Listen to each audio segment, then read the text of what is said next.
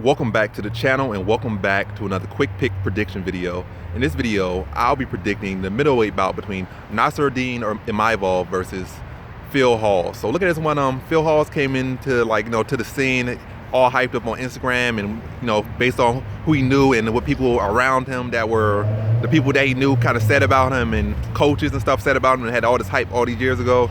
It kind of fell far short of that, but then started building the way back.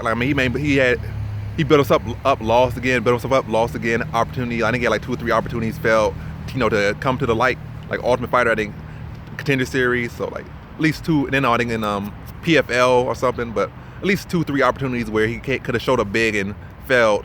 But now he's taking his last 2 opportunities and got super big highlight reel knockouts. So he's definitely turning around a lot and been improving.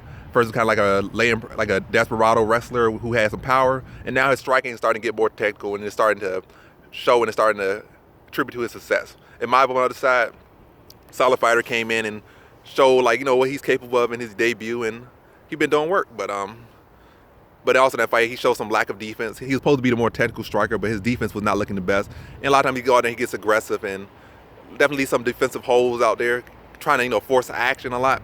And against Hawes, who I think they're both of these guys are solid grapplers. Both have well-rounded skill sets. Hawes has definitely made himself a much more well-rounded fighter than in the past. And I actually might think he's the more technical striker in here, especially with just the hands, purely the hands. And defensively, I think he fixed those holes up.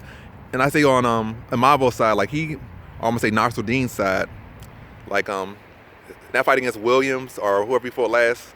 I'm gonna say last because I'm not be forgetting who these people fought, like their exact names, I'll be messing up, but the guy he fought last was just like a kind of a raw wrestler who had some striking. It was just more so on heart, and he was still catching Nassourdine and rocking Nassourdine, and more so Nassourdine just kind of just outlasted him and then started to put the work on him. It wasn't like a super tactical fight where he just walked him into shots and then really picked him apart and then withered him up and then spit him out. It was like a fight where he was getting chewed up. It was like back and forth sloppy-ish, and then the other guy just didn't have the same gas tank and the same wherewithal, and he just started to take advantage of that. Against Hawes, you can't play with that. You're going to get knocked out, and I think that's going to be the case. I think he leaves too many openings on the striking, and that you got on this guy who's too explosive, much more technical now, and knows to find these shots. He's not just swinging big overhand like in the past when he was kind of green. Now his skill set's fully getting fleshed out.